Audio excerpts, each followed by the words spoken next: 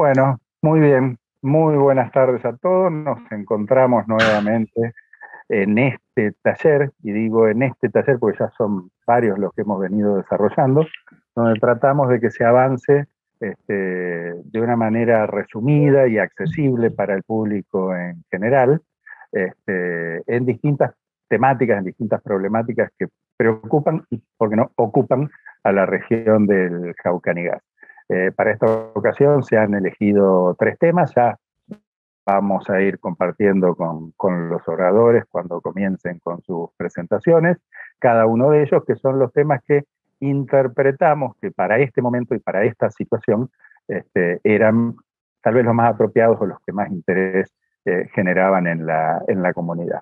Así que para mí es un placer, como siempre, darle la palabra al intendente de la Municipalidad de Villa Ocampo, al doctor Enrique Paduán, para que, bueno, dé una bienvenida general para luego pasar con las presentaciones. Enrique. Bien, Alejandro. Bueno, espero me escuchen bien. Yo tengo una pequeña dificultad, a pesar de que tengo buena señal, tengo una dificultad para escuchar, es mi computadora, pero los escucho. Quiero, bueno, en primer lugar, agradecerles a todos ustedes la presencia en esta reunión virtual.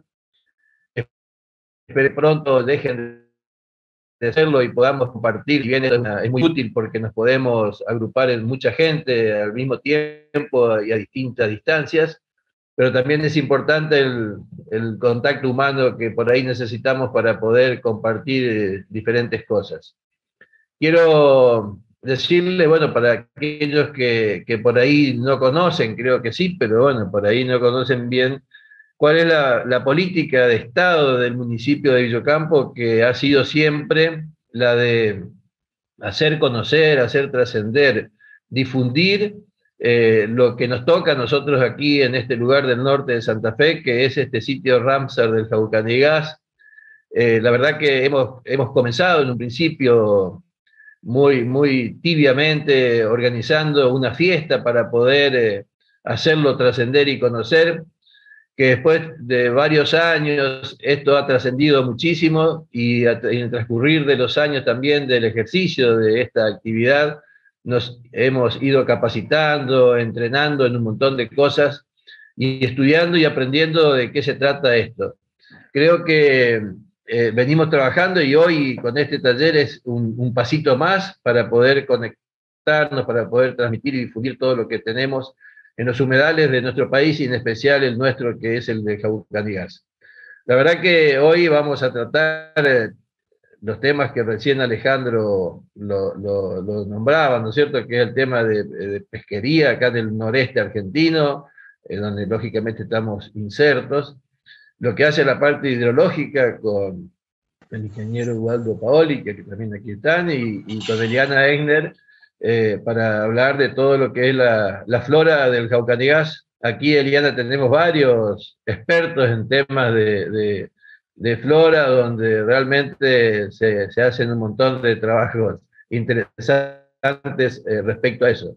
Así que bueno, esperemos que podamos sacarle provecho a todo esto y decirles que bueno, el año que viene nosotros, como recién les dije, hacemos la fiesta nacional de los humedales desde hace ya 9, 10 años y la vamos a hacer, gracias a Dios, creo que presencialmente vamos a poder volver a esas fiestas populares y muy linda, y esperemos poder realizar también el Foro Nacional de los Humedales en su tercera edición, y esperemos también que lo podamos hacer presencialmente. Así que están todos invitados para trabajar junto a nosotros con ustedes, lógicamente, y poder seguir difundiendo esto que es tan necesario en estos momentos para crear conciencia en toda la gente, especialmente en los jóvenes, los niños, que son donde tenemos que trabajar para poder llevar adelante una educación en este tema tan crucial, que lo vemos hoy, lo vemos cuando se inunda, pero también lo vemos hoy cuando nos falta el agua, lo importante que es poder preservarlo. Así que, Alejandro, te dejo la palabra para que sigas que continúes con el ejercicio de coordinar esta difícil tarea. Así que muchas gracias a todos y a trabajar. Bueno, muchas gracias, Enrique. No, sí, la verdad que de difícil no tiene nada. Para mí es un placer, sobre todo, bueno, compartiendo con amigos, reencontrándonos con mucha gente. Y vamos a arrancar nomás con la primera de las presentaciones. Va a estar a cargo del médico veterinario, también doctor en ciencias veterinarias, profesor titular de la Cátedra de Producciones No Tradicionales de la Facultad de Ciencias Veterinarias de la Universidad del Nordeste, director del Instituto de Ictiología del Nordeste, y bueno, muchísimos antecedentes más. Como dijimos, las presentaciones son breves para cada uno de los expositores, y si nos extendemos mucho en el currículum, no nos queda tiempo para la presentación propiamente dicha. Bueno, el amigo Juan Pablo Rux nos va a hablar del estado actual y la perspectiva de la pesquería en el NEA en función de la bajante del río. Y nos va a decir algo que creo que es muy importante como para que lo escuchemos y después lo discutamos, qué es lo que tenemos que hacer todos juntos en este contexto. Juan Pablo.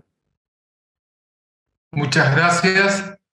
Agradezco esta invitación que viene desde varios meses atrás, conversada con Alejandro Larriera, y bueno, agradezco también al intendente y a todo su equipo la invitación que me hicieran. Voy a compartir pantalla para poder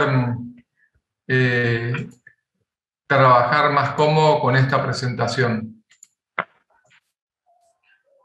A esta charla, como dijo Alejandro, la titulé El estado actual y la perspectiva de la pesquería en el NEA en función de la bajante, y queremos hacer todos juntos. Y para poder entendernos mejor, les comento que voy a dividir la charla en 3 partes para que se pueda comprender mejor el abordaje. En el primer momento vamos a mirar el río Paraná, no desde el punto de vista hidráulico, sino desde el punto de vista de un ambiente, y tener en cuenta que este río que tenemos lo estudiamos porque es el hábitat donde nosotros tenemos a los peces, que es lo que a nosotros nos interesa desde la mirada esta de la ictiología. Y tener en cuenta que este río Paraná no es solo el cauce principal, hay mucha gente que tiene ese concepto, que solamente ve al río en esa porción que es donde es navegable o es pescable, pero el río Paraná no sería río Paraná, sino lo vemos en su dimensión total, que es juntamente con este valle aluvial que perfectamente encuadra en la temática que mencionó el intendente y que se refiere a lo que es el Parque Jaucanigás para la provincia de Santa Fe, el área Ramsar Chaco, humedal Chaco para la provincia del Chaco, y varios humedales que tenemos a lo largo del río Paraná en todo su recorrido. ¿Por qué es importante esto? Porque entre el valle aluvial y el río, el cauce principal, hay un ida y vuelta de un ciclo de energía que es importantísimo para la vida de nuestros peces, y si no tuviéramos ese ambiente que se comunica en forma periódica, no tendríamos las cantidades de especies que ahora voy a mencionar más adelante de peces que tenemos. Ahora, no lo digo yo, sino que lo dicen autores de mucho más respeto que quien les habla, que todo río que tenga un valle aluvial está entre los ríos más productivos a nivel mundial. Pero ¿qué le pasa a nuestro río? Normalmente aquí podemos ver lo que es la secuencia del cauce principal, pero cuando el río viene en buenas condiciones y hay una creciente, vemos que los laterales se llenan de agua y el humedal se carga de agua, y acá es donde se hace más productivo y más benéfico para la mirada que nosotros queremos presentar ahora. Pero por ahí de tanto en tanto vienen años donde podemos ver que en esta imagen satelital el río Paraná parece un pequeño hilito de agua que corre, en este caso, entre la provincia de Corrientes y la provincia del Chaco. Esto es lo que hace que nos convoque hoy a la reunión de ver qué es lo que está pasando con el río en este momento y a nivel de esta década. Bueno, aquí podemos ver 2 imágenes de la misma costanera de Corrientes, donde vemos la situación actual, una foto que la saqué hace unos 60 días atrás, y esto es en el año 2016. Fíjense cómo la punta San Sebastián, una de las puntas emblemáticas que tiene Corrientes, como estaba a punto de desbordar el agua, y hoy tenemos piedra debajo del basamento de la costanera y se puede caminar perfectamente allí. Y aquí tenemos imágenes también satelitales del año 2014, de este tramo del río Paraná, como vemos la cantidad de agua que hay en todos los ambientes, no solo el río, sino circundante, y lo que es esta imagen de julio del 2021, donde el cauce del río está totalmente reducido solamente al cauce principal. Aquí en esta otra imagen, me parece que es una foto de territorio del río Paraná a nivel de Santa Fe y Entre Ríos, y fíjense en esta imagen del año 19, como se pueden ver los distintos cauces del río Paraná con el valle aluvial, y cómo está todo colmatado y seco por cuestiones de la bajante. Ahora, si miramos este dato importante del río, aquí me voy a valer de una información que me compartiera el ingeniero Juan Borús de Lina. Acá tenemos un dato histórico del año 1901 hasta el año 2019, y fíjense que podemos ver que a grandes rasgos tenemos dos periodos. El primer periodo, que va hasta el año 1975, donde los niveles de las bajantes, que fueron bajantes ordinarias a lo largo de todo este periodo, llegaban a tocar el nivel 0 de la escala hidrométrica, en este caso del puerto de Corrientes. En cambio, del año 75 en adelante, se produjo otra tendencia donde las bajantes nunca eran inferiores al 1,50 m en el mismo puerto.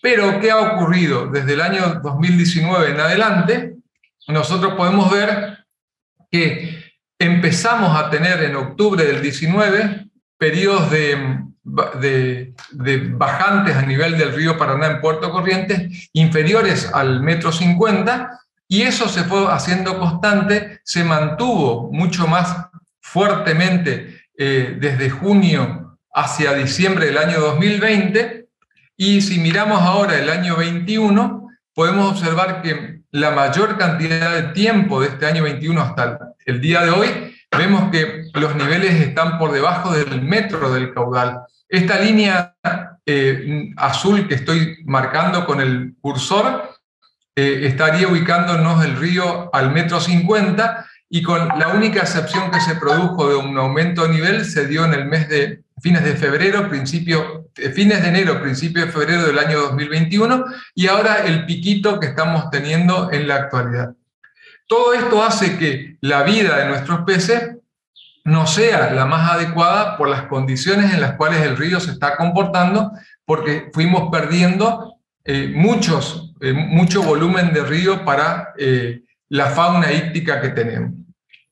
Y en función de eso, contarles también, no voy a ahondar en detalle porque creo que hay un especialista que me va a continuar en la exposición, nuestro río se caracteriza por tener pulsos de creciente y pulsos de sequía o de bajante, y de esa manera se va comportando. Pero cuando estos umbrales se ven desbordados para arriba por una inundación extraordinaria o para abajo una bajante extraordinaria, causan problemas a nivel de la fauna híptica que tenemos.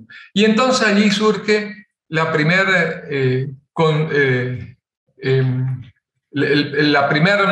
situación de poder describir esta situación. Denominamos bajante normal, en el caso, teniendo en cuenta esta tendencia de los últimos 25 años, cuando el río baja el nivel que no supera el 1,50 m de altura en el caso de Puerto Corrientes, pero por periodos cortos que van de 60 a 90 días.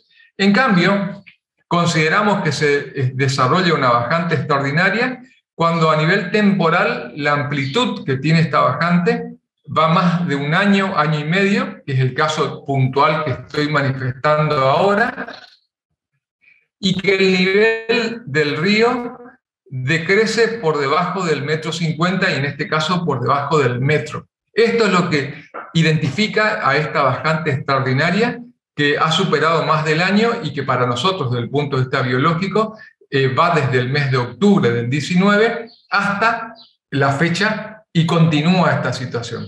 ¿Qué efectos produce esto? Reduce el ambiente natural de los peces, nos va a cortar también la conectividad del cauce principal y el valle, esa cuestión importante que mencioné al inicio con la primera diapositiva. Evita las migraciones laterales, que son también tan importantes como las migraciones longitudinales por alimentación o por reproducción que tienen los peces. Y vemos que el río va a tener poca posibilidad de productividad de nutrientes porque no se alimenta de la energía que proviene del valle cuando hay inundación y se conectan ambos ambientes. Y por supuesto que los ciclos normales de los peces va a estar interrumpido o al menos afectados en gran medida. Bueno, aquí quiero comentarles que en el año 2021 nos aliamos al INA a través del Centro Regional Santa Fe y también al Centro Nacional, y pudimos trabajar gracias a una metodología que el INA va manejando en la actualidad que tiene que ver con imágenes satelitales e imagen del radar, y pudimos caracterizar al ambiente y ver cómo afectaba a la fauna íctica en nuestra región. Cuando digo nuestra región, mi experiencia va más desde Corrientes hacia aguas arriba que no desde Corrientes hacia Santa Fe o Entre Ríos. Y acá les muestro en la primera gráfica cómo fue el caudal medio del río a lo largo de todo este periodo, y fíjese cómo desde el 19 en adelante los niveles están por debajo de la media normal de lo que teníamos normalmente. Y en este gráfico de colores rojos, verdes y azules están representados los ciclos gonadales de los peces. El rojo implica momentos de reproducción y el azul o el celeste indica el reclutamiento o la bienvenida de una nueva cohorte de peces. Y vamos a ver que, comparando esto con datos que hemos trabajado con imágenes de radar para ver grados de saturación de agua en el valle aluvial, vemos que en el año 2009-2010, que fue esa gran creciente que conocemos últimamente, este ciclo ha aportado una gran cantidad de descendencia a la comunidad de peces de la región, y después podemos decir que tenemos otro pequeño ciclo en el 2013, y el último ciclo beneficioso para la vida de los peces se dio en el 15-16. Pero fíjense ustedes cómo empiezan a desaparecer los celestes de la gráfica, y vemos que en este último periodo automáticamente no tenemos. ¿Qué significa esto? Que la población de peces que tenemos hoy aquí en la actualidad está dada por animales que tienen más de 4 años de vida, y sobre todo animales que tienen 11 años de vida, que nacieron en el periodo 2009-2010. Pero no tenemos todo un estrato de animales juveniles debido a este fenómeno de la bajante extraordinaria que estamos teniendo. Bien, pasamos al segundo punto, al tema de los peces. Y aquí un dato importante a tener en cuenta: el río Paraná, si lo miramos como río completo desde su naciente hasta su desembocadura, tenemos registrada que este río tiene aproximadamente 400 especies diferentes de peces. El Alto Paraná, que sería el ambiente que va desde confluencia del río Paraná con el río Paraguay hacia la represa de Yacyretá, tenemos 173 especies detectadas, y en el P-Delta, que sería una zona más cercana a ustedes, 185 especies. O sea que la gran diversidad de especies que tenemos en el río es muy alta. ¿Qué pasa con todos estos peces? Estas 400 o 173 especies, de acuerdo a como quisiéramos tocarla, constituyen lo que desde el punto de vista biológico se llama un bien común natural, porque es un recurso natural que está en un ambiente que es propio de toda una comunidad, de una nación o de varios países, y que representa a la riqueza de especies que tiene nuestro ambiente natural. Ahora bien, cuando algunos de estos animales que conforman el bien común natural lo miramos de una manera muy especial porque podemos obtener de ellos algún recurso económico, pasan a llamarse recursos, y en este caso específico recursos pesqueros. Y este recurso pesquero es lo que conforma lo que denominamos comúnmente como especies blanco de la pesca comercial o de la pesca deportiva, que son las dos grandes habilitaciones de pesca que tenemos para nuestras provincias ribereñas, como también lo es la pesca de subsistencia y la pesca científica. Bueno, aquí tenemos ejemplos de lo que es la pesca comercial o artesanal en nuestra región y lo que es quiere ser una pesca deportiva, capaz que estuve posando nada más que para la foto. Y aquí tenemos una imagen así rápida para detectar la riqueza tan grande de especies blancos para la pesquería deportiva y comercial. El emblema nacional, como el caso del dorado, el pacú, el salmón de río, el bagre común, la boga, el sábalo, las dos especies de manguruyú, las viejas del agua, los moncholos, las dos especies de armado, las dos especies de surubí, el manduré, etc. Bueno, son estos los peces que nosotros nos encargamos de trabajarlo y poder estudiar. ¿Y qué estudiamos de estos peces? Por un lado, estudiamos la alimentación. Es necesario saber en los distintos estadios de su vida de qué se alimenta para poder después reconocer en qué momento se producen estos déficits en cuanto a los niveles de alimentación que tienen que tener estos animales. Y fíjense que cuando son jóvenes se alimentan del saco vitelino y después se alimentan de la parte vegetal o de la parte animal que está en el ambiente acuático, y cuando pasan a ser adultos, algunos son piscívoros como el dorado, herbívoros, detritívoros, o comen algas o pequeños invertebrados o grandes invertebrados, o son omnívoros o son comedores de escamas y mucus. Y si miramos el punto de vista de la reproducción, nuestros peces se caracterizan porque en su mayoría tienen un proceso de vida que se denomina de fecundación externa. ¿Qué pasa? La hembra descarga ovocitos maduros al ambiente acuático, el macho descarga espermatozoides y se produce la fecundación en el mismo ambiente acuático. Allí va a producirse la incubación de este huevo y en pocas horas, de acuerdo a la temperatura del agua, se va a transformar en una larva. Y esta larva es hasta ese momento en la cual el río como cauce principal es el lugar adecuado para la vida de esta larva, pero que necesita que en ese momento el río, cauce principal, se comunique con el valle para poder que esta larva se transforme en alevino, tenga comida, tenga protección y tenga lugares adecuados para desarrollarse como recría y como juvenil.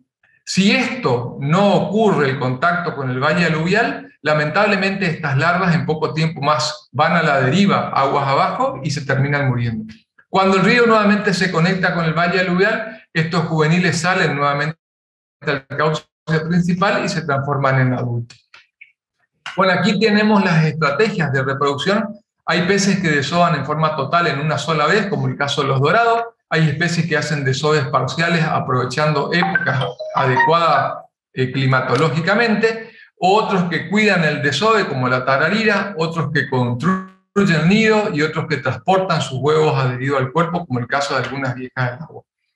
Para que este ciclo reproductivo sea con éxito, se tienen que dar 3 condiciones ambientales para la reproducción: el aumento del fotoperíodo, o sea, aumento de las horas luz, el aumento de la temperatura del agua y el aumento del nivel hidrológico. Y la otra cuestión que tiene que ver para tener en cuenta es que, en términos generales, una especie de escama como el dorado, el pacú, el sábalo, etc., tenemos un dato en forma general que por cada kilo de peso de hembra van a desovar al ambiente 60.000 ovocitos. Y en el caso de los peces de cuero, por cada kilo de hembra peso vivo, van a desovar entre 90 y 100.000 ovocitos. Así que fíjense ustedes la gran cantidad de descendencia en un momento bueno de reproducción que van a dejar estos peces, siempre y cuando las condiciones estén dadas, no solo en ese momento del desove, sino que previamente que el animal tenga reservas energéticas para poder llegar a esta situación. ¿Qué estudiamos nosotros de los peces a nivel de su biología? La alimentación, las migraciones, el estado gonadal, el factor de condición, que es la relación que hay entre el largo y el peso del animal, y eso nos da un elemento contundente para saber si el ambiente donde están viviendo son los óptimos para el desarrollo normal de esta especie. Y trabajamos a través de métodos de las distintas actividades de pesca deportiva o comercial, o por también campañas de monitoreo específicamente, o realizando pesca científica. ¿Qué es lo que hemos observado desde el año 2019 a la fecha? Tenemos que decirle con mucha tristeza que en estas condiciones del río, que las acabo de mencionar anteriormente, no hubo en ninguno de estos años ningún momento de una reproducción exitosa. Los peces se preparan todos los años porque el aumento del fotoperiodo se da normalmente y el aumento de la temperatura del agua también se da desde agosto en adelante. Se preparan y salen de ser virginales o de ser animales en reposo para transformarse en inicio de maduración o maduración completa, pero allí se frena el proceso madurativo esperando que el río produzca ese pulso decreciente, y ese pulso decreciente estimula una hormona para que los peces tengan que hacer su desove. Pero si eso no ocurre y este periodo de aguas bajas se mantiene por mucho tiempo, los peces entran en una etapa de regresión gonadal y vuelven a reabsorber la gónada como un efecto de sobrevivencia del ejemplar. Bueno, vemos que en este caso el río no permitió que se conectara con el valle aluvial, no hubo una inundación, y por ende esta situación crítica que tenemos en estos años, que no tenemos estadios de peces con edades iniciales. Bueno, aquí pueden ver esta foto en forma secuencial. Esta es una hembra en reposo, esta es una hembra que está iniciando su maduración, una maduración bastante avanzada, un animal que estaba próximo al desove. Fíjense la cantidad de huevos o ovocitos que tiene esta hembra dentro de su gónada. Y estas dos últimas fotos que ven acá, se observa a una hembra que al no haber podido desovar porque no se dieron las condiciones ambientales, la gónada empieza a aguachetarse, diríamos en términos un poco no académicos, empieza a disolverse en los ovocitos y se reabsorbe por completo para tratar de garantizar la sobrevida de los peces. Si hubiese habido desove, ¿qué hubiese pasado? Este huevo estaría yendo a la deriva por el cauce del río Paraná aguas abajo, y por la temperatura del agua este huevo se hubiese dividido sus células para originar un nuevo individuo, aquí en un estadio más grande. Esto ocurre en total en unas 18 a 20 horas, hasta que se origina una larva con saco vitelino como esto que estamos viendo acá.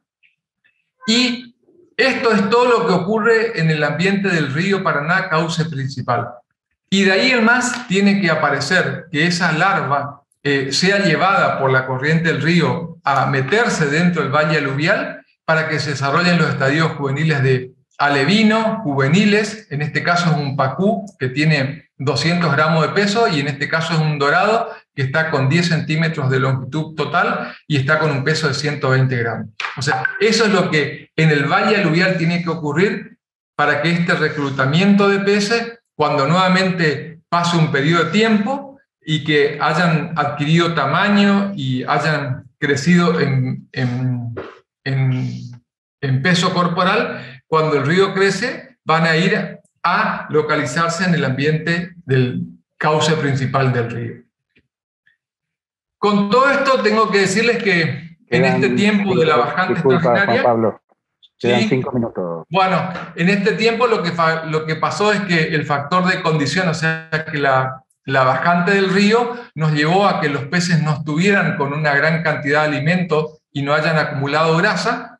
Y esto comparamos un año benéfico, el 2015 y el 16, versus el año 2020-21, y fíjense lo que observamos. Bueno, aquí podemos observar animales típicos de nuestra zona, en el estado en que se encuentran hoy, y acá vemos un armado, y fíjense cómo no tiene grasa rodeando las vísceras.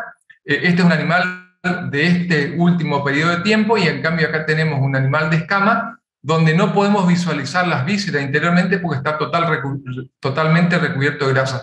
Esta grasa, que es una grasa del mes de mayo, es la que durante el invierno le sirve como energía, y que cuando empieza el proceso de maduración, esto se reutiliza a nivel hepático y se transforma en el vitelo que va a formar parte de los huevos. O sea que esta grasa es la que va a dar origen a la nueva descendencia si las condiciones son óptimas.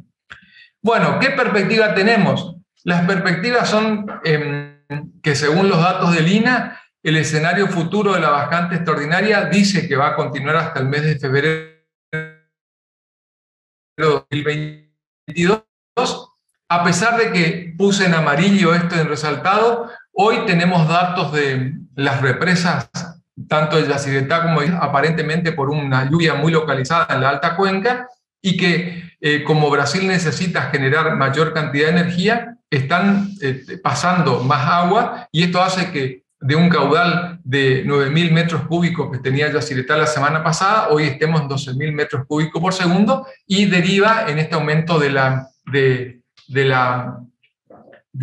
nivel del río. Pero creo que esto todavía no les da para que se produzca un proceso reproductivo satisfactorio. O sea que vamos a llevar el tercer año de proceso en el cual los peces no van a lograr reproducirse satisfactoriamente, y lo importante es que nosotros tenemos que cuidar a los peces que tenemos en el valle, en el cauce principal, porque son los peces que son virginales o que son animales adultos, que los tenemos que resguardar para que cuando venga un periodo bueno de creciente, sean ellos los encargados de volver a cargar el río con descendencia. ¿Qué debemos hacer? Tenemos que hacer un trabajo en equipo y copiar esta actitud del burro, que a pesar de ser bastante terco y patearse entre ellos, llega un momento en que se ponen a pensar y trabajan en equipo. Y este trabajo en equipo tiene que ser con pescadores deportivos, artesanales, gobierno, municipios, sociedad, clubes de pesca, áreas educativas, universidades, científicos. O sea que acá no está excluido nadie. ¿Y qué podemos hacer? Aquí voy a tirar ideas de algunas iniciativas. Este espacio debe ser de construcción colectiva, respetar las reglamentaciones, mantener vivas las poblaciones de peces que están hoy en el cauce principal para que cuando haya buenas condiciones vuelvan a reproducirse satisfactoriamente, reducir o vedar la pesca si fuera necesario en la pesca extractiva, y si se extrae, tratar de pescar solo las medidas permitidas, no trabajar con una pesquería extractiva de especies juveniles. Evitar modificaciones del valle aluvial porque es el lugar donde necesitan pasar un tiempo nuestros peces. Evitar contaminaciones humanas, antrópicas, que son vertidas a los cauces del río. Realizar estudios más contundentes en tiempo de bajante extraordinaria, ya que no son frecuentes en este último periodo de tiempo. Hacer monitoreos y tomar datos para ser analizados bajo los métodos más adecuados. Trabajar con las medidas de gestión de una pesquería sostenible.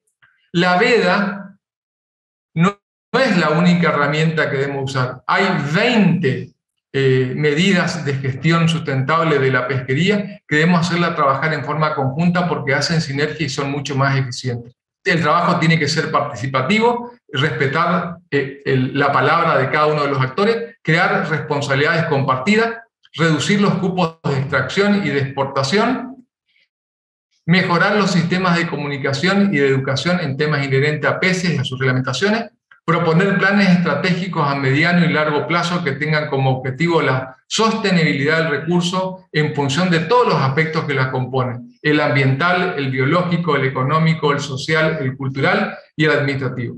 Y en el caso que no tuviéramos datos científicos contundentes, trabajar con los modelos precautorios que nos permiten cuidar y conservar nuestros recursos. Bueno, creo que cumplí, les agradezco a todos y después me presto a las preguntas. Muchas gracias. Juan Pablo, muchísimas gracias, muy claro, lograste condensar muchísimo en este breve espacio. Acá la modalidad que tenemos para este taller es que las preguntas las hacemos al final para los tres disertantes. Perfecto. Estoy seguro que Fito ya tiene anotadas algunas ahí. ¿Cómo anda, Fito? Tanto tiempo también. Así que, tenía gustado, buenas tardes. Bien, sí, anoté algunas preguntas. Seguro. Siempre contamos con vos para esto. Gracias. Así que bueno, sin solución de continuidad, me gustaría ya pasar con la presentación de Carlos Paoli. Carlos Ubaldo Paoli es ingeniero civil, diplomado en hidrología, es exdirector del Centro Regional Litoral del Instituto Nacional del Agua, es ex titular de la Cátedra de Hidrometeorología e Hidrología de la Facultad de Ingeniería y Ciencias Hídricas, y nos va a hablar de causas, antecedentes y perspectivas de la bajante extraordinaria 2021 del río Paraná. Y bueno, seguramente que va a hacer algunos comentarios sobre las partes de la presentación de Juan Pablo que avanzaron un poco sobre esta problemática. Carlos, adelante. Bueno, muchas gracias. Excelente la presentación de Juan Pablo, unas imágenes muy buenas, muy didácticos y demás, así que yo espero no aburrirlos ahora con algunos números más de ingeniero que vamos a tratar de presentar. Pero a ver, la cuestión sería la siguiente, poder responder a estas preguntas. ¿Qué tan extraordinaria es esta situación de bajante? ¿Cuáles son los antecedentes históricos de estas bajantes? ¿Se podían haber previsto? Eso es lo que mucha gente se pregunta. ¿Se podían haber previsto y se podían haber tomado medidas anteriores? Y sobre todo, ¿se pueden volver a presentar o aún más pronunciadas? ¿Y con qué probabilidad? Esas son todas preguntas que nos hacemos en función de la utilización de nuestro río para los distintos usos que le podemos dar. Entonces, la primera cuestión importante a tener en cuenta es lo siguiente para que podamos analizar esto, digamos, ¿no? El río Paraná, en su cuenca de aporte, tiene un área de aportes del Paraná superior, como decía Juan Pablo, todo lo que viene del río Paraná superior y que llega a la sección de resistencia corriente, que es un área de 950.000 kilómetros cuadrados, y otro área muy parecida de 1 millón de kilómetros cuadrados del río Paraguay.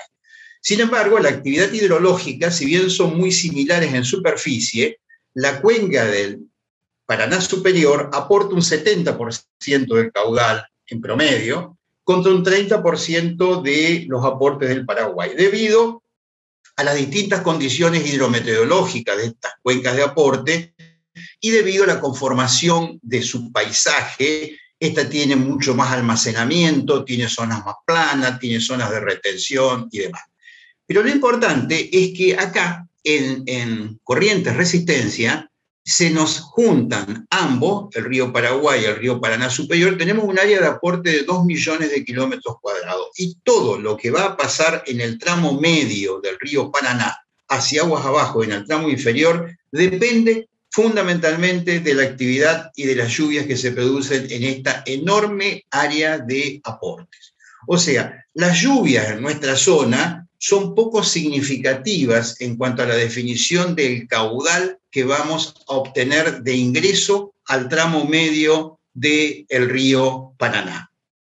La otra cuestión que es importante es que en realidad los estiajes, llamados comúnmente bajantes, son la otra cara de una misma moneda del río, que son las crecidas. Ambos forman parte del régimen natural de los cursos de agua y se presentan a lo largo de los años con sus distintas magnitudes. Como decía Juan Pablo, son ciclos húmedos, ciclos más secos y demás.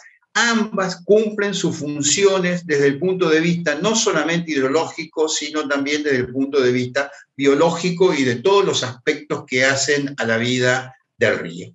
Entonces, como Corrientes Resistencia es lo que me define a mí lo que va a pasar aguas abajo, es importante analizar qué es lo que sucede allí. Y entonces, cuando nosotros vemos los caudales medios del río Paraná, justamente desde principios del siglo pasado hasta la actualidad, el caudal promedio anual es de 17.400 metros cúbicos por segundo. Pero a su vez, y en un gráfico también parecido que mostró Juan Pablo, lo que se observa es que no es uniforme la distribución de caudales que se han producido a lo largo de los años. Y aquí vemos justamente el primer periodo, o sea, el siglo pasado hasta los años 70 aproximadamente, podemos considerar 71, 72, 75, es lo mismo, hasta los años 70, prácticamente se caracterizó por tener medias que estaban por debajo de los 17.000 metros cúbicos por segundo. Esta línea de puntos es lo que se llama una media deslizante cronológica, quiere decir que la media que teníamos en estos años siempre era inferior al valor promedio de toda la serie que tenemos indicado acá. Y se producían bajantes muy importantes, como las que fueron las del año, acá está marcada el año 34, también estuvo en el 25-26, en el 16-17 y en el 44, que fue la bajante más significativa de todo. Y la última bajante importante del periodo hasta los años 70 fue la del año 69. Fíjense, con caudales anuales, que llegaron inclusive como caudal anual a estar por debajo de los 10.000 metros cúbicos por segundo. Mucho más significativos son el valor de los caudales mensuales que podemos analizar ahora, ¿no es cierto? Pero observamos acá que nos acercamos nuevamente a situaciones similares a las que se dieron a finales de los años 70. La otra cuestión importante es la siguiente. Justamente la conexión que se produce entre el cauce principal y todos los afluentes y las zonas del valle de inundación comienzan justamente a partir de que el caudal está por encima del caudal medio. Fundamentalmente, además, esas conexiones para todo el valle de inundación se produce cuando el caudal está por encima de los 20.000 metros cúbicos por segundo. Tengamos en cuenta esto para ver por qué es la situación actual y por qué hay esa desconexión en estos momentos con los caudales que están ocurriendo en estos momentos. Fíjense que si nosotros tenemos registrado ahora el caudal mínimo mensual que se ha producido en Corrientes también, encontramos acá que, fíjense, los caudales mínimos mensuales, hubo en el año 44 valores que estuvieron por debajo de los 5.000 metros cúbicos por segundo, ¿no? El promedio para el periodo 1904-2020 de los caudales mínimos mensuales fue de 11.400 metros cúbicos por segundo. Pero si nosotros hubiéramos considerado el promedio solamente hasta los años 70, ese valor era de 9.600. Y si hubiéramos considerado el promedio a partir del año 71, ese caudal subía a 13.700 metros cúbicos por segundo. La primera cuestión que tenemos que tener en cuenta, cuando hablamos de caudales medios del río Paraná y demás, tenemos que referirnos muy específicamente al periodo de referencia en el cual estamos calculando esos valores, porque si no nos podemos llegar a equivocar bastante. Y a su vez, cuando nosotros vemos estos caudales mensuales, y acá están elegidas 3 situaciones críticas, la del año 15, 16, 17, 43, 44, 45, 68, 69, 70, digamos, la primera cuestión que vemos posteriores, los periodos se daban fundamentalmente a fines de invierno y primavera, ¿no? Esta situación que tenemos actualmente de la gran bajante del año 2020, el caudal de abril fue de 9.800 metros cúbicos por segundo. Fíjense que está por debajo de los valores de abril de estos años que fueron años muy secos, digamos, ¿no? Y el mes de mayo fue de 9.600. Pero fue de 9.600 porque acá, a través de un acuerdo que se hizo con las represas, hubo una generación adicional, que si no se hubiera hecho en el 2020, ese caudal hubiera sido de un valor de 8.700, 8.800 metros cúbicos por segundo.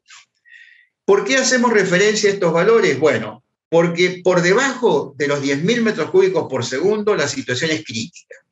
Y por debajo de los 7.000 metros cúbicos por segundo la situación es muy crítica. Empieza a afectar ya totalmente a las cuestiones de navegación, de los usos, de las tomas de agua y demás. Entonces, muchas veces los ingenieros queremos saber, bueno, pero ¿qué tan probable es eso? Cuando nosotros hacemos los análisis estadísticos, lo que nos vamos a encontrar, acá estaba lo que estaba diciendo de cuáles son los periodos en los cuales se dan las bajantes. El caudal de abril del 2020 tiene una recurrencia de más de 100 años de presentarse en ese mismo mes, pero la recurrencia es de menos de 5 años de presentarse en cualquier mes del año. Y el caudal del mes de mayo tiene una recurrencia del orden de 100 años de presentarse en dicho mes, pero de menos de 5 años de presentarse en cualquier mes del año. Eso es porque cuando estamos analizando puntualmente y decimos, uy, el caudal en estos momentos está en 8.000, esto no se producía desde hace hace 100 años, en ese mes, sí, pero en otros meses se han producido valores de esa magnitud. Entonces, el análisis de frecuencia, el análisis probabilístico presenta demasiadas limitaciones para hacer inferencia sobre la probabilidad de eventos futuros, ya que se trata de sistemas que no son estacionarios y a la representatividad de las muestras temporales. La cuestión es por qué se produjeron estas situaciones. La situación de bajante extrema tuvo origen en el déficit de lluvia de finales del invierno y primavera del año 2019, lo que se puede observar en estos mapas de anomalía.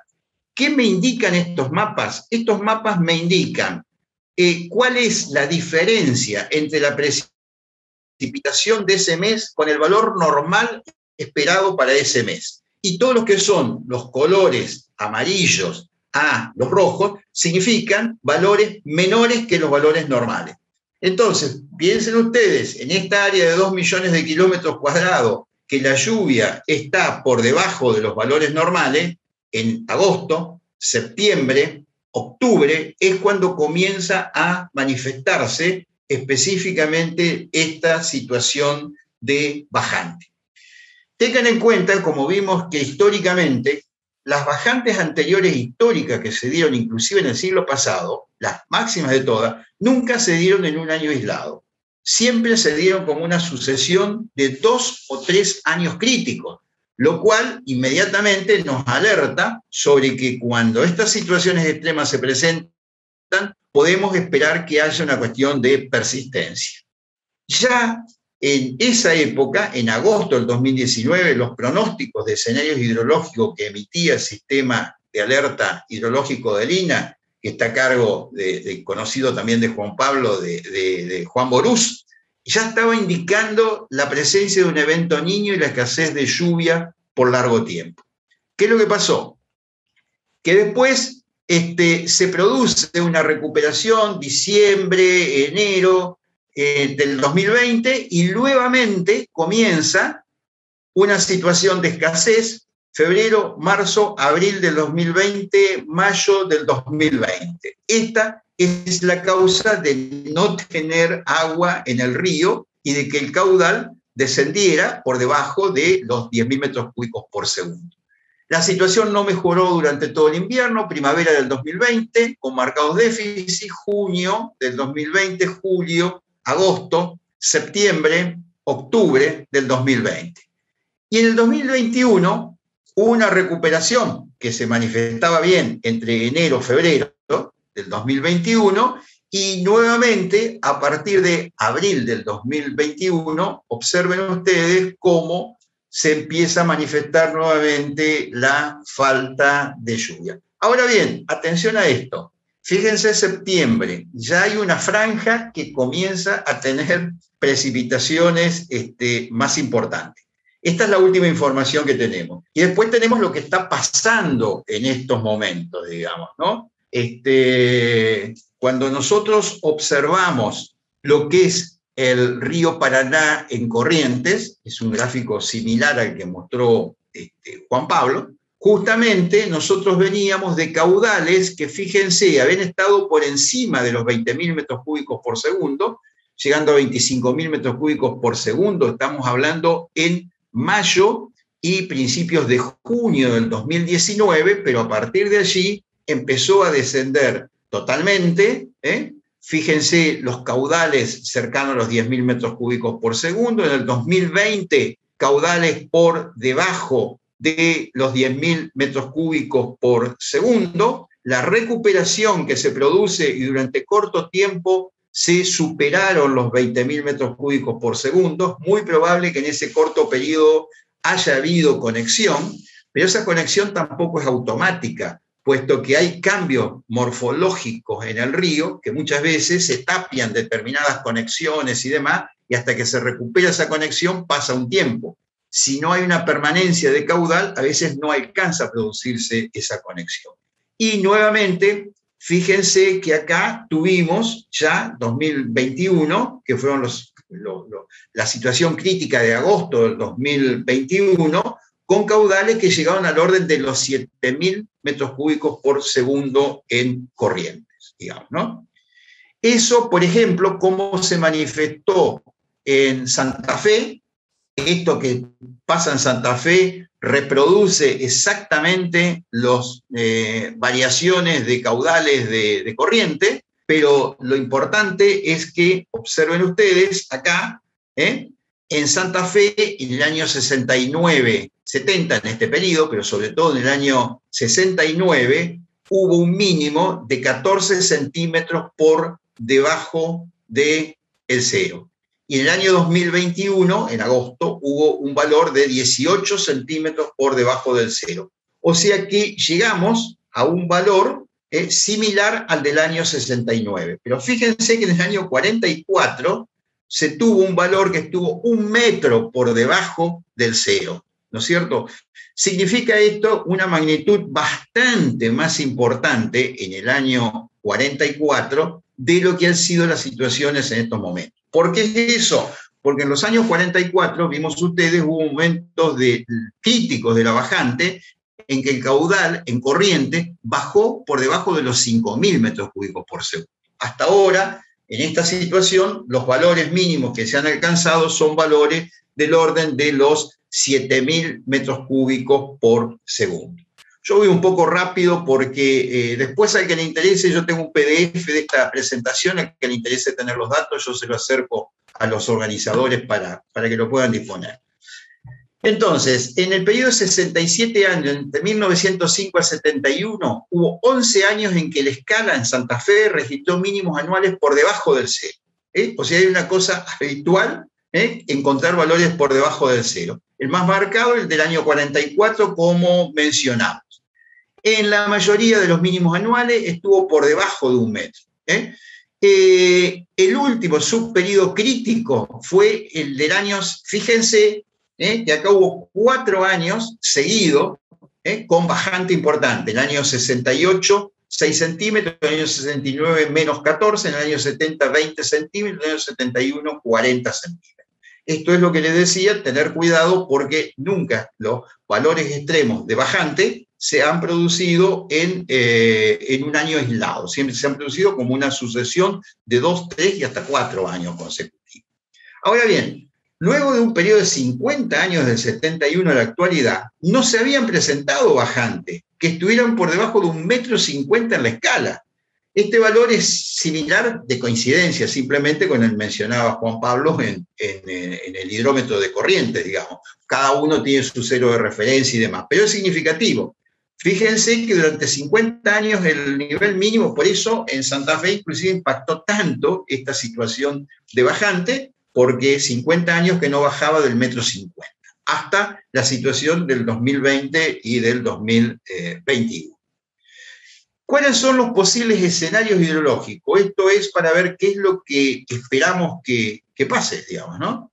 El último parte emitido por el Instituto Nacional del Agua para octubre, noviembre y diciembre, desde el punto de vista del clima, lo que establece que se espera un trimestre con condiciones deficitarias de precipitación. Las regiones de la cuenca del Paraná y Paraguay, trimestre con condiciones normales. ¿Eso qué significa? Es probable que tengamos una situación de recuperación. No podemos decir simplemente que se va a magnificar o no esta situación de bajante. Es probable que tengamos una situación de recuperación. El problema es que tampoco podemos decir después de esos 3 meses qué es lo que puede pasar. Entonces, desde el punto de vista de la hidrología, o sea, del caudal de los ríos, el INA advierte que la bajante puede continuar con características de bajante extraordinaria, digamos, pero lo que no puede asegurarse es que vaya a ser todavía más crítica o no. Esa es una cuestión que nos va a quedar pendiente para poder contestar. Entonces, ¿qué consideración y conclusiones podemos hacer de toda esta situación? La primera cuestión es que el régimen del río ha sufrido modificaciones que resultan más notorias a partir de la década del año 70. Esas modificaciones, porque uno dice, ¿a qué se debe que hasta el año 70 hayamos tenido un comportamiento y a partir del año 70 hayamos tenido otro comportamiento? Bueno, en parte es lo que nosotros en hidrología llamamos que se debe a los cambios globales. Esos cambios globales incluyen variabilidad y cambio climático, cambio de uso del suelo, construcción de presas y otros. Acá indudablemente hubo un periodo húmedo que se manifestó con las grandes crecidas a partir de los años 80, que fueron las crecidas del año 82-83, la del año 92 y la del año 98, y se mantuvo con situación de aguas altas hasta finales del siglo prácticamente, del siglo XX, pero ya después del año 2000, si bien se mantuvieron crecidas, no fueron de tanta magnitud. Indudablemente, a partir del año 19 se ha empezado a manifestar esta condición de bajante.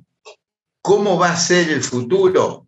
No hay quien pueda predecir cuál puede ser ese futuro. Sí tenemos que tener en cuenta que la historia nos muestra que ha habido periodos con bajante mucho más importante. Ahora también uno tiene otra explicación adicional por el hecho de que esos mínimos a partir de los años 70 también hayan sido mayores que los mínimos que se producían anteriormente, y es el efecto de las represas. El efecto de las represas, si bien no tienen una capacidad como para cambiar la condición global, no tienen un volumen suficiente para cambiar una situación de bajante o una situación de aguas normales, sí tienen capacidad para mitigar un poco los valores extremos. Además, como decía Juan Pablo, la función de las represas es generar energía. Su negocio es generar energía, por lo tanto, no tiene un interés en retener el agua por retener, su interés es generar energía. Por lo tanto, en ese otro periodo, generalmente han tenido un efecto, con respecto a las bajantes más críticas, han tenido un efecto positivo de tratar de que no sean tan críticas. Eso depende de la operación que se haga de los mismos. El incremento de esos mínimos anuales, bueno, es lo que estaba diciendo, se debió a esas condiciones, no puede modificar una condición de bajante, y la otra cuestión es que estas bajantes son esperables y solo predecibles a mediano plazo como escenarios hidrológicos posibles, que dependen de las lluvias que se esperan, se producirán en la cuenca de aporte en los meses venideros. No hay otra forma de anticiparse a eso. También es posible que el actual bajante se mantenga o se pueda profundizar si no se recupera el régimen de lluvias en la cuenca de aporte. Y si eso hace que disminuya el caudal de ingreso al tramo medio. La historia ha demostrado que eso es probable, porque ha pasado en épocas, en el siglo pasado, donde no se hablaba de cambio climático, no había represas en aquel momento y la modificación del territorio era mucho menor, ¿no? Si se tiene en cuenta que dentro de los principales impactos se menciona el incremento de eventos extremos, ¿no es cierto? Esos son los informes que tenemos de los meteorólogos respecto de los expertos en climatología respecto al cambio climático. Se menciona el incremento de eventos extremos, debería considerarse que al menos bajantes de esta magnitud, por lo menos tendrían recurrencias del orden a 10 a 20 años, sin poder precisar en qué época del año se producirían, porque también hemos visto ahora que la época en la cual se pueden presentar las bajantes no necesariamente tiene que coincidir exactamente con lo que la historia nos había mostrado. Y sin ninguna duda, todos los cambios que nosotros estamos mencionando en la cuenca de aporte hace que la incertidumbre que nosotros tenemos sea muy grande, ¿no es cierto? Por lo tanto, sin ninguna duda, esto nos obliga permanentemente a tener un monitoreo permanente, la medición sobre todas las condiciones del río, y a perfeccionar los sistemas de alerta temprana, digamos, ¿no? Eso es un resumen muy sucinto de cómo es la situación actual. Les quiero comentar simplemente que todo esto ha estado en otras presentaciones, y les quiero comentar también que en la Universidad Nacional del Litoral, en la Facultad de Ingeniería y Ciencias Hídricas, estamos en estos momentos terminando la edición del tomo 3 del Río Paraná, del cual existían ya el tomo 1 y tomo 2, y que en ese tomo 3, estos son los capítulos del tomo 3, ¿no es cierto? El tomo 3 incluye nuevas temáticas y enfoques para el desarrollo sostenible en un gran río de llanura, y toca estos temas: nuevas técnicas de medición, las aguas subterráneas, las comunidades biológicas en el río Paraná, algunas interacciones, y acá están los autores, régimen de estiaje y análisis de caudales y niveles mínimos, las bajantes y sus impactos, donde se hizo todo un análisis del impacto sobre la geomorfología, sobre los ecosistemas acuáticos, sobre la infraestructura de transporte, sobre los servicios sanitarios. Enfoque sostenible para el aprovechamiento hidroeléctrico de un río de llanura, una posibilidad sin represas de hacer aprovechamiento. Servicios ecosistémicos y estudio de impacto ambiental, y gestión de riesgo de desastres como temas específicos de este tomo 3. Que por supuesto los pondremos al tanto porque es una versión que se obtiene gratuitamente, de una versión digital de publicaciones del Centro de Ediciones de la Universidad Nacional del Litoral. No les tomo más tiempo, quedo a disposición después para las preguntas que haya sobre estos temas. Bien, Carlos, excelente, muchísimas gracias, realmente también para vos por el esfuerzo en meter en este breve espacio tanto conocimiento, sí. ¿No? Bueno, te quedás stand-by entonces hasta finalizar con la última presentación, así que ahora vamos a invitarla a la doctora Eliana Exner. La doctora Eliana Exner es ingeniera agrónoma, es doctora en ciencias biológicas, de acá de la Facultad de Bioquímica y Ciencias Biológicas de la UNL, es curadora del herbario Ragonese, profesora adjunta ordinaria de Botánica Sistemática Agronómica de la Facultad de Ciencias Agrarias de la UNL, integra el programa PRODOCOVA, después me corregís, Eliana, si la embarré, que es el programa de documentación, conservación y valoración de la flora nativa. Y bueno, Eliana nos va a guiar para redescubrir los usos de nuestras plantas en el Jaucanigas. Eliana, bien, adelante. Voy a compartir pantalla. Adelante.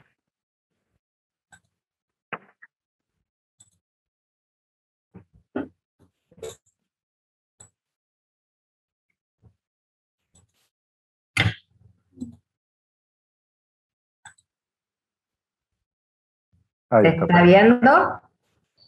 Ahí se ve. Bien.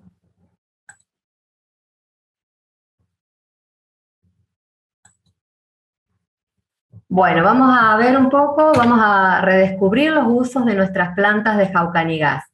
Y bueno, comento lo que significa esto de PRODOCOVA. Es un programa de documentación de la flora, o sea, con documentación a través de ejemplares de herbarios, de conservación, a través de guardar semillas en el banco de germoplasma, y de valoración. Siempre nos interesa en el grupo que se puedan conocer y valorar las plantas nativas. Bueno, para recordar, para que nos quede claro, recordemos cuando una planta es nativa, autóctona o indígena. Eso es en el caso que es originaria de un lugar determinado y su presencia en ese lugar no depende del hombre. Yo puse una foto acá del irupé, que es una planta nativa de nuestro país, de nuestra provincia. Lo mismo, son sinónimos de decir nativa, autóctona o indígena. Esas plantas pueden cultivarse, por más que sean nativas, o pueden permanecer silvestres. Hay otro término que se contrapone y es exótica o introducida. ¿Cuándo es así? Cuando ha sido traída en algún momento. Esas especies pueden ser traídas para ser cultivadas, como por ejemplo se ve acá el caso de una rosa, y como vemos normalmente en este tipo de rosa, no se escapan de cultivo, no aparecen en los campos, en las banquinas. Pero otras de esas especies exóticas o introducidas pueden transformarse en especies adventicias, que se escapan de cultivo y pueden aparecer de forma casual o llegar a naturalizarse, es decir, nos cuesta distinguirlo de las especies nativas, y en el peor de los casos transformarse en especies invasoras. Por ejemplo, acá hay una foto de un ligustro que se cultiva como árbol de calle, y ese mismo ligustro, por acción de las aves, puede llegar a dispersarse y transformarse en una especie invasora. De hecho, lo hace en los caminos rurales, en distintos lugares. Nosotros obviamente vamos a hablar de las especies nativas, y para eso tenemos como marco de referencia las ecorregiones de nuestro país. La provincia de Santa Fe tiene 5 de las distintas ecorregiones que aparecen en el país, y justamente el sitio Ramsar Jaucanigá se encuentra dentro de la ecorregión Delta e Islas del Paraná. Nosotros vamos a ver un poco los usos de algunas de las especies vegetales, primero de algunas que son exclusivas del sitio Ramsar Jaucanigá, exclusivas con respecto al resto de la provincia, porque estas especies que voy a mencionar pueden aparecer en otras provincias. Dentro de las especies exclusivas del sitio Ramsar podemos encontrar el ambaí, Cecropia paquistachea, que es un arbolito o arbusto que tiene las hojas palmadas, grandes, con grandes lóbulos, y su infrutescencia parecen como los dedos de una mano mirando hacia abajo. Los tallos del ambaí son circulares, huecos, fistulosos, tienen marcados los anillos, y en general están asociados al género azteca de hormigas que viven en ellos, lo usan como su lugar son huéspedes de esta planta, y a cambio le ofrecen la defensa contra otros organismos. Este arbolito es muy interesante, puede ser usado como ornamental. Cuando digo ornamental pensamos en adorno, pero también con fines paisajísticos, que sería una forma de hablar también por su importancia biológica o ecológica. Por ejemplo, acá tenemos que el ambay tiene uso como una especie expectorante, como una especie antitusiva, y de hecho podemos conseguir en una farmacia o en una herboristería, podríamos conseguir partes secas de la planta para usarlo de esta forma. También podríamos conseguir tinturas para usarlo de la misma forma. Ahora es importante distinguir, en este caso, que hay especies que se le pueden parecer, y por eso es importante reconocer el ambay, Cecropia paquistachea, de, por ejemplo, Tetrapanax. Acá tenemos en este rectángulo enmarcado en rojo la otra especie. Ha sucedido casos que, bueno, lo cultivaban pensando que era ambay y no lo era. Por suerte no es una especie tóxica. El ambay, además, se pueden consumir sus frutos y tienen un sabor parecido, en ese caso, al higo. Otra especie que es exclusiva del sitio Ramsar Jaucanigás es el palo jabón, Sapindus saponaria. Acá vemos un ejemplar que es muy bonito, sus flores son pequeñas y sus frutitos que recuerdan de alguna manera a los del paraíso, con hojas compuestas. Lo de palo jabón obviamente alude a que tiene saponinas, tiene saponinas en el exocarpo de los frutos, si uno lo pone en agua, libera las saponinas y se produce espuma, lo cual hace que sirva, por ejemplo, para lavarse las manos. También se lo ha utilizado para hacer shampoos que son contra la caída de cabello. Las semillas, si sacamos ese exocarpo, queda la semilla, que es una bolita negra, brillosa, la utilizan mucho los artesanos para hacer collares y distintas artesanías. Otro arbolito que es exclusivo del sitio Ramsar Jaucanigás es el naranjillo, Crateba tapia. Es un arbolito que no es muy alto, de 4 a 8 metros, tiene flores muy bonitas, como vemos en la foto superior, hojas trifolioladas, una hoja compuesta trifoliolada de color verde brillante, y frutos que son bayas que son muy parecidas a naranjitas pequeñas. Estos frutos son agridulces, son poco sabrosos, pero se pueden consumir, son de escasa pulpa y se pueden utilizar en la elaboración de jugos, de refrescos, de jarabes. Además, esta especie en medicina popular se la utiliza como antifebrífuga y como pectoral. En Brasil, a esta planta le dicen palo ajo porque desprende un olor parecido al ajo de los frutos, el follaje y la madera. Es un árbol muy bonito que podría utilizarse, además de los fines medicinales, podría utilizarse como árbol de calle. Otro de los árboles exclusivos del sitio Ramsar Jaucanigás es el tatané o tataré. Chloroleucum tenuiflorum. Es una especie de la familia de las leguminosas, un árbol muy grande con una corteza rugosa, que posee flores pequeñas, perfumadas, el fruto, que es una vaina espiralada, como la vemos acá, en este caso verde, a su madurez va a ser de color más oscuro, y tiene las hojas también finamente divididas, son hojas compuestas. Esta especie se puede utilizar, su madera es muy apreciada para hacer muebles finos, se puede utilizar en carpintería, en ebanistería, es una especie que resiste mucho el agua, y en medicina popular se la utiliza también para la tos. Por ejemplo, se utiliza un cuadradito de 5 por 5 centímetros de corteza que se pone a hervir en un vaso en 250 mililitros de agua. Y de esa forma se puede utilizar para la tos o para otros problemas respiratorios. Otro de los árboles que podemos mencionar como exclusivo del sitio Ramsar Jaucanigas es uno que recibe el nombre Francisco Álvarez. Este es un nombre común, ya vamos a ver que hay otro, al cual también le dicen Francisco Álvarez, aquí lo vemos, y este es Vanara arguta. Tiene las hojas brillosas, las flores son pequeñas, y lo más llamativo de esas flores son los estambres, que los vemos de color amarillo. Por este motivo, este árbol podría utilizarse también en arbolado, utilizarse con ese fin. Las flores son perfumadas, y los frutitos son pequeñas bayas de color morado. Estos frutos son muy consumidos por los monos carayá, por los monos aulladores.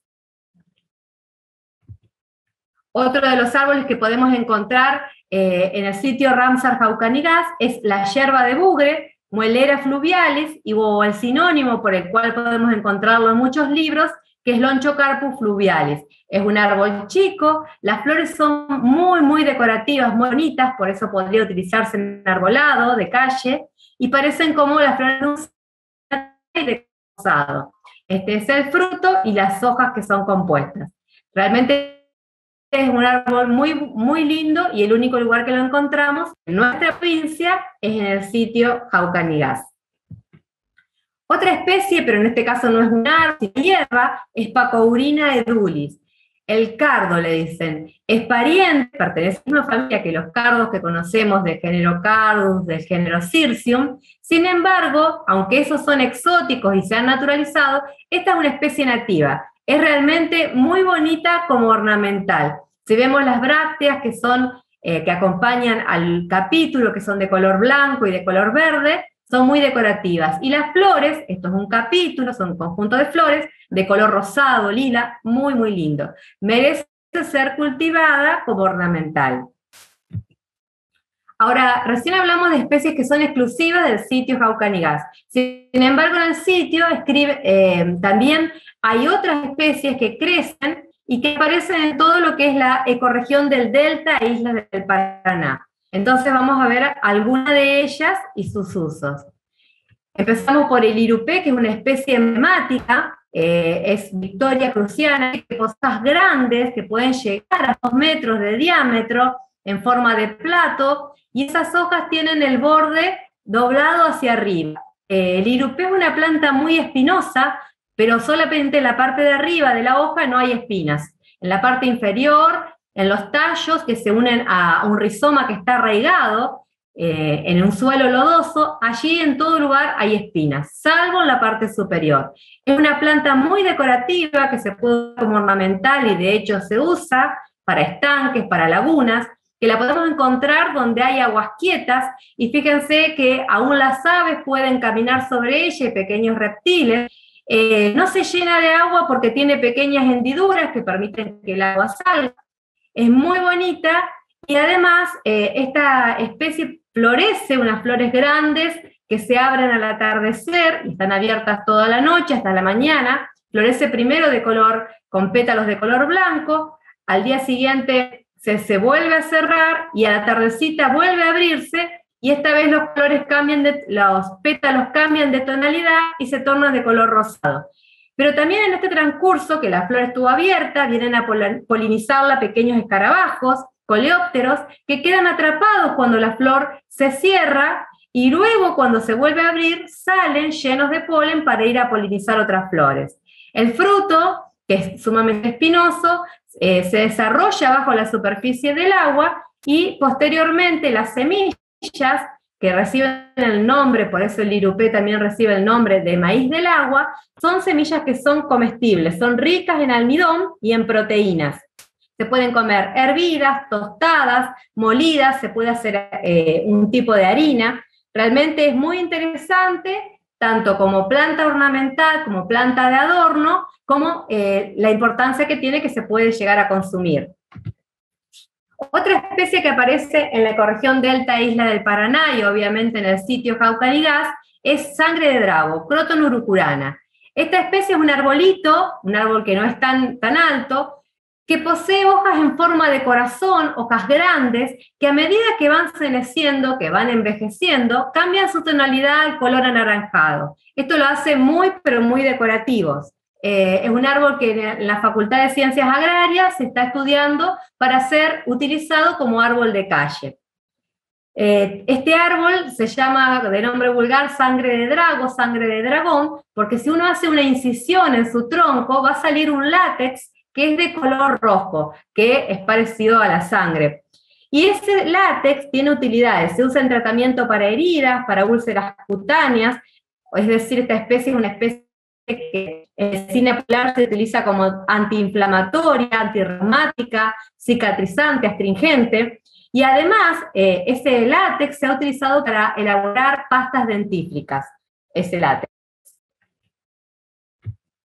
Acá vemos la misma planta, Croton urucurana, tiene una relación biológica con la oruga Rothschildia spereus luteus.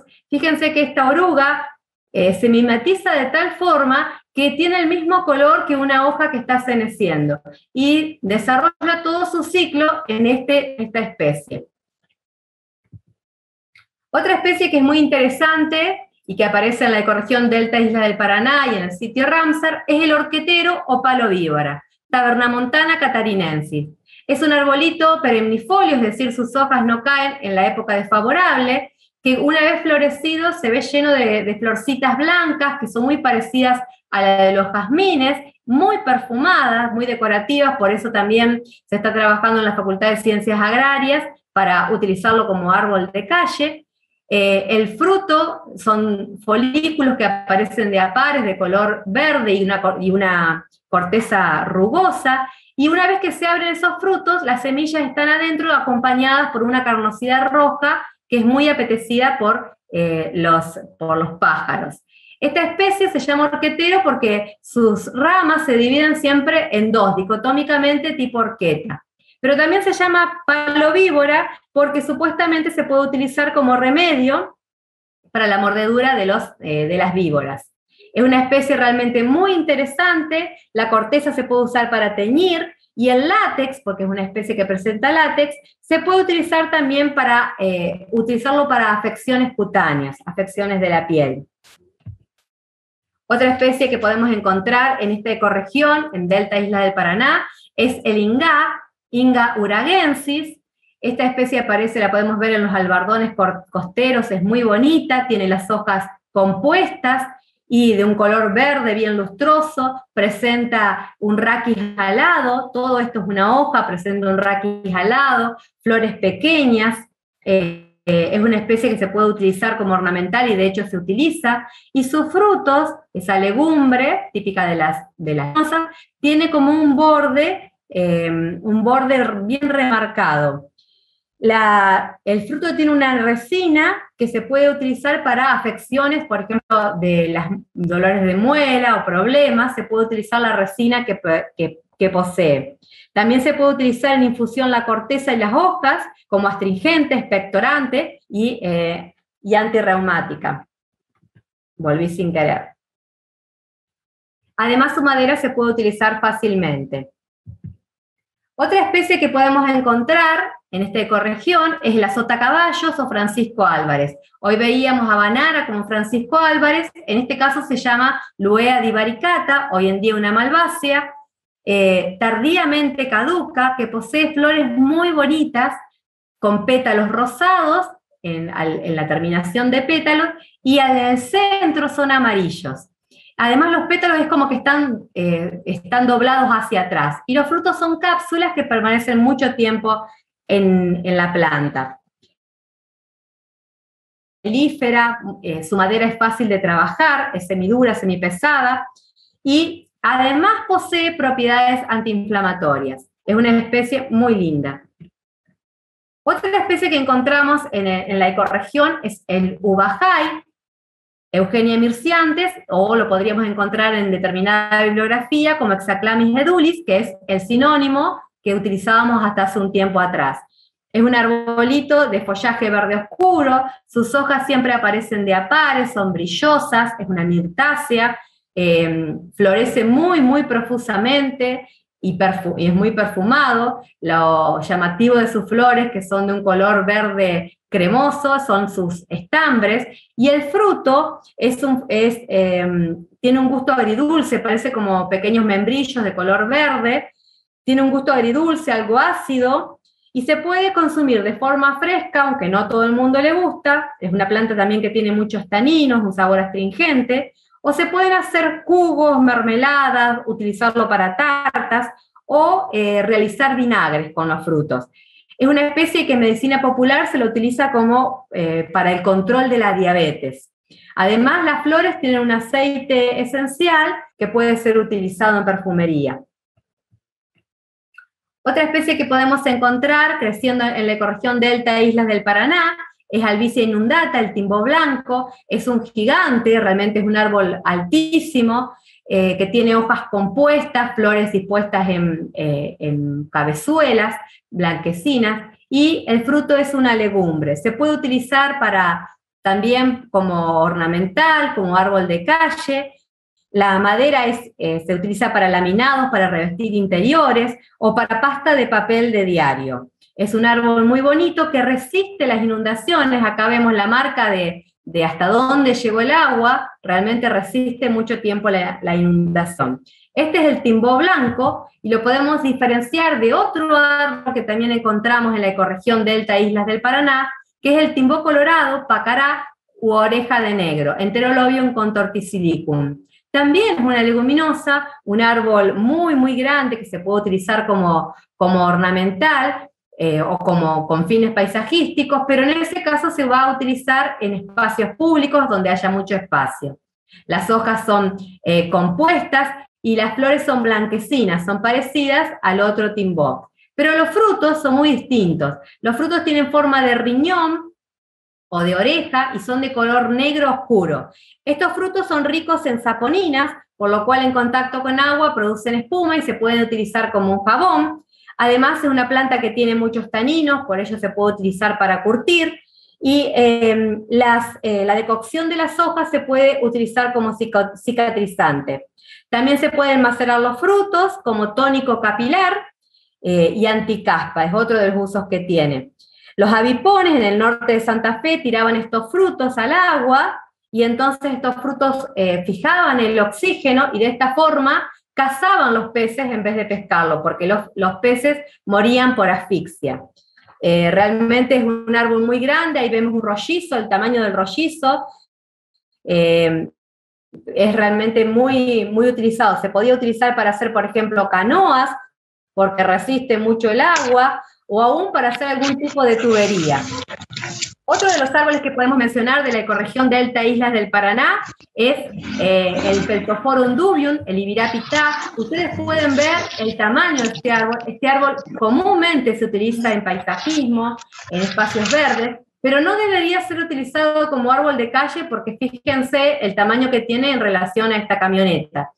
Florece todo sobre la copa, en la superficie de la copa. Es realmente muy bonito, es muy lindo. Fíjense, las flores son amarillas y en algunos casos tienen como unas estrías o unos puntitos de color anaranjado. Los frutos también se desarrollan todos sobre la copa. Es realmente un árbol muy interesante. Otro arbolito más que podemos mencionar es el aliso del río, Tesaria integrifolia, es de la familia de las compuestas, tiene un tronco angostito, tiene raíces gemíferas, es decir, produce yemitas por los que puede ir rebrotando nuevos ejemplares. Es una especie que se puede utilizar para, la madera es blanda, se puede utilizar, es muy melífera, es decir, muy visitado por las abejas, y se lo puede utilizar como ornamental para hacer cercos vivos. La madera es blanda y fácil de trabajar. Una especie que además, como es pionera, podría utilizarse para proteger los suelos, para consolidar terrenos. Bueno, todas estas fotos la mayoría fueron sacadas del Banco de Imágenes IRUPE, que aparece en la página de la Facultad de Ciencias Agrarias, dentro del PRODOCOA, este programa que tenemos, y son imágenes que ha tomado en su mayoría Pensiero, y lo bueno de este banco de imágenes es que está accesible para todos y que no necesitan conocer el nombre científico, porque se puede acceder a través del nombre común o del nombre vulgar a distintas fotografías de las distintas especies que aparecen. Bueno, eso ha sido todo. Muchas gracias. Eliana, muchísimas gracias. Bueno, no sé si Pepe sigue estando por acá, pero parece que es el modelo exclusivo de la presentación. Sí, muy buena la charla. Lo has tenido en varias fotos ahí también a Pepe. Bueno, y sí, muy bueno el sistema, y le recomiendo a la gente que quiere ingresar. Recuerdo, Pepe, que habíamos trabajado eso desde el Ministerio de Medio Ambiente también en la gestión de Cacho, bueno, acompañando un poco como para que eso se pueda difundir. Así que creo que una herramienta, una densidad impresionante, porque, a ver, decí la cantidad de... Y en la actualidad tenemos 34.500 fotos. Hay para entretenerse. Sí, bueno, gracias al apoyo en su momento del Ministerio de Medio Ambiente, de Cacho, que nos dio un subsidio para poder pagar al programador, digamos, poder ajustar el banco de imágenes para que todos tengan acceso. Así que bueno, está al alcance de todos, digamos. Esa era la idea. Bueno, perfecto. Eliana, muchísimas gracias. Excelente la presentación. Bueno, estamos en este momento en las 19:30, así que vamos a abrir un espacio para preguntas, consultas o comentarios. Ustedes eligen a quién le quieren consultar qué cosa. Así que hagan ruidito, abran micrófono y vamos arrancando con esto.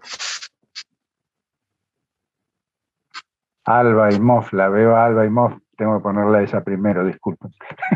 No, más que nada era un comentario para toda la gente de Jaucanigás, que Eliana, que nos dio este paseo tan interesante por la flora, que muchas veces nos centramos mucho más en la fauna para esto, es desde ahora miembro del CIM, porque fue designada por su facultad, así que ha pasado a integrar el Comité Intersectorial de Manejo del sitio Ramsar, por eso le quería dar la bienvenida también en ese sentido, era ese comentario nomás.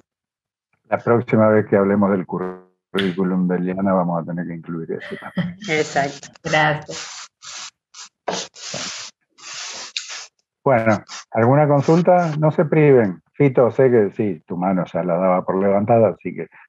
Bueno, para Juan Pablo Roque, él habló de que hay que cuidar el recurso precisamente por la situación que está viviendo el río por esta emergencia ambiental. Los estudios a nivel nacional, bueno, no son muy alentadores. Si bien se han bajado los cupos de exportación, decía Juan Pablo Roca que deben participar los actores. La pregunta es, ¿no le parece, Juan Pablo, que sería momento de empezar a trabajar esta problemática a nivel de cuenca, digo yo, del litoral fluvial? Porque veo que cada provincia maneja sus recursos, su administración en función, bueno, de la facultad que le otorga la Constitución, pero me parece que no le parece en todo caso que debería estar faltando un espacio donde realmente estén sentados todos los gobernadores o por lo menos los responsables de las distintas provincias como para trabajar esta problemática más a nivel de cuenca. Sí, coincido. De hecho existe un espacio que es la CPC, que es la Comisión de Pesca Continental, donde sería el ambiente más adecuado para trabajar esta temática. Posiblemente no se trabaje con lo ideal que uno quiera que sea, pero creo que es el espacio que fue creado para trabajar a nivel de cuenca. Lo conozco y sé que de ahí se discuten los cupos de exportación y participan todas las provincias, pero bueno, faltan, si se quiere, la pata privada, ¿no? Todos los actores relacionados con la pesca deportiva, comercial y de subsistencia. Por eso planteaba algún otro espacio. Digo, a lo mejor ese es el ideal, pero bueno, me parece que están en todo caso aportando esos otros actores. Sí, se han dado pasos a nivel de provincias. Por ejemplo, Chaco y Corrientes, a partir del año pasado, primero Chaco, después Corrientes, han logrado habilitar una mesa de trabajo multisectorial de pesca, y donde intervienen todos los actores, cabañeros, y hay pesca deportiva, pesca comercial, ahora aparece también la pesca y devolución, o los que hacen mosca. Entonces, se generan mesas bastante numerosas por los distintos roles que le tocan a cada uno. Pero sí, yo vengo diciendo ya desde el mes de julio de este año que este tema de la bajante extraordinaria y el efecto sobre los peces no debería solamente ser mirado a nivel provincial, a pesar de que la legislación argentina dice que el recurso es de la provincia, pero tenemos que trabajar a nivel de cuenca para tomar medidas que sean abarcativas para la zona.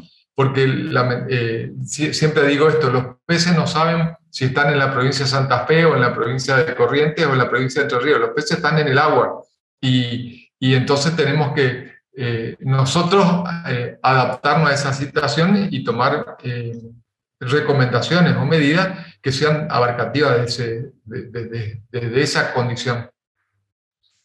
¿Puedo hacer una pregunta más? Dale. Para Carlos Waldo Paoli, él habló de que en el 44 hubo una bajante mayor a la que hay hoy en día, pero tengo entendido que en el año 44 el periodo de bajante fue algo así como 300 días y en este año, en este 2021, llevamos, no sé si estamos más cerca de los 800 que de los 750 días de bajante. ¿Y cuáles son las implicancias en todo caso, a su criterio? Sí, en realidad en el año 44 la bajante abarcó el año 43, 44 y 45, con recuperaciones intermedias, igual que como ha pasado ahora, digamos, ¿no? Pero los inviernos del 43, del 44 y del 45, el caudal en Corrientes estuvo por debajo de los 10.000 metros cúbicos por segundo. Y el caudal en el 44, que fue el más crítico, digamos, como valor mínimo, desde prácticamente el otoño del 44 hasta, sobre todo en invierno, estuvo con valores inclusive por debajo de los 5.000 metros cúbicos por segundo. Entonces, cuando definimos esos periodos de bajante de 2, 3 años y demás, no significa que permanezca siempre el caudal bajo, sino que tiene recuperaciones, como la que están pasando ahora en estos momentos, ¿no? Cuando nosotros observamos, hubo una lluvia importante en la parte central de la cuenca del Paraná Superior, y eso ha dado una recuperación. En estos momentos están entrando al tramo medio del orden de 14.000 metros cúbicos por segundo, entre lo que viene del 12.000 que vienen del Alto Paraná y 2.000 que entran del Paraguay, digamos, ¿no? ¿Cuánto tiempo se va a mantener? Y depende de cómo sean las lluvias que se presenten en las próximas 2, 3 semanas, digamos, ¿no? Entonces, están los pronósticos que son a corto plazo, van dependiendo de los montos de lluvia que se van produciendo y se van ajustando permanentemente. Los escenarios son los supuestos del comportamiento que se espera en función del comportamiento climático que se tenga. En estos momentos se está hablando para la primavera, lo que queda de primavera y casi principio del verano, de lluvias a lo mejor del orden de los normales, valores normales. Eso permitiría mantener caudales en el orden de lo que están en estos momentos, ¿no es cierto?, pero quizás no lleguen a generar una onda de crecida. Sí puede esperarse en el verano, seguramente una recuperación, como pasó en el 2020 y como pasó en el 2021. Lo que pasa es que son recuperaciones que no se mantienen en el tiempo, son recuperaciones de un mes, mes y medio, y vuelve a bajar. Más de eso ya, ¿qué es lo que puede pasar? Digamos, es muy aventurado poder decirlo, ¿no? Bien, Carlos, gracias. Y Mario, te hago un comentario porque vos hiciste una pregunta en el chat, pero creo que Carlos la acaba de responder con respecto al tema de pronóstico de lluvia. A mí me gustaría, si me disculpan la intromisión, me gustaría preguntarle a Eliana, porque Eliana, te referiste varias veces a que se están estudiando los valores y se las propone, algunas como fundamentales, otras para otros usos. ¿Quiénes son los interlocutores cuando proponen desde Agraria ese tipo de usos? Y en general es el mismo grupo del Prodocova, Enciero a la cabeza, pero bueno, en el área justamente de qué especies utilizar para arbolado está Marcela Bullati, de la Facultad de Agronomía, que es la que está trabajando con pasantes y con gente en la germinación, en qué maceta se puede utilizar, y bueno, además se trabaja también hay una de las docentes que también tiene un vivero en la comuna, así que también trabaja en especies nativas que se pueden utilizar para arbolado, Verónica Kerr. Pero bueno, es un grupo grande. A ver, no hay hoy plantines disponibles como para ir a ofrecer a municipalidades y comunas. Había algunos, no sé si ya han sido dados todos, pero sí había. La municipalidad de Reconquista, nosotros le hemos cedido semilla y ellos tienen plantines de varias de estas especies, ¿no? Tienen varios plantines. Bueno, perfecto. Muchas gracias. Bueno, ¿tenemos alguna otra consulta? Nacho. ¿Qué tal? Mi consulta va para Carlos. Obviamente felicitarlo a los tres, que fue muy buena la charla. Quería consultarle sobre el libro que usted dijo que está en forma digital, lo del tomo del Río Paraná, tomo 1 y 2. ¿Podría compartir alguna dirección para verlos? Sí, cómo no. Están entrando en la página del Centro de Ediciones de la Universidad Nacional del Litoral, están las referencias. Se llama El Río Paraná en su tramo medio, el tomo 1 y el tomo 2, digamos, ¿no? Eso fue una reedición que se hizo en diciembre del año pasado, una actualización, porque el libro originalmente era del año 2000, digamos, ¿no? Se hizo una reedición actualizando los capítulos y está disponible. De todas formas, yo a través de Alejandro busco el link también para que pueda ser más directo y él se los puede reenviar después para poderlos disponer. Y el tomo 3 es el que estamos haciendo todo el esfuerzo para que salga antes de fin de año. Muy bien, muchas gracias. Gracias, Carlos. Bueno, y a Nachito lo tengo más o menos visto como para compartírselo también. Lo mismo que a todo el grupo de alumnos. Bien, no sé si tenemos alguna otra consulta, estamos ya más o menos en el tiempo. ¿Una consulta más? ¿Una más, Fito? Sí, para Juan Pablo Roque. Nosotros observamos, Juan Pablo, en invierno, por ejemplo, o en verano, en la baja temperatura, al menos acá en Reconquista, que siempre aparece mortandad de peces, y bueno, desde el Ministerio de Medio Ambiente, Alejandro siempre, Contreras, su secretario de Recursos Naturales, siempre anticipaba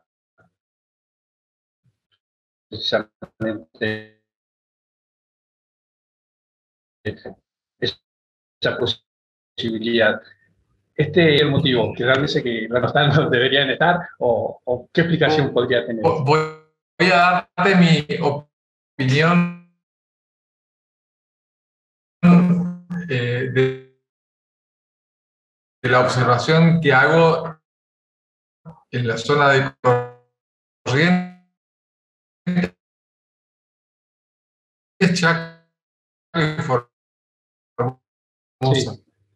Dado que el río no tuvo una comunidad y algunos mamíferos depredadores ahí, o se murieron por la sequía. Entonces, cuando vino el invierno tan frío de este año, esos ambientes no tenían ni siquiera agua, o sea que esa mortandad que se suele dar por frío años anteriores cuando se producen conectividades previas, hace que se mueran, pero ahora que no había nada para morirse. Tuve el llamado de un periodista de una radio de Rosario para que le explique la mortandad en una isla frente a La Paz, Entre Ríos, pero le dije que lamentablemente no tenía ningún dato preciso ni tampoco tenía información concreta de qué tipo de mortandad se había producido en esa zona, pero le recomendé que se comunicara con la gente del INALI, que está mucho más cerca que yo, como para poder hacer algún tipo de observación de ese tema, ¿no? Claro. Muchas gracias.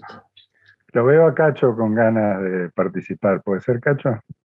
Si vos me lo permitís.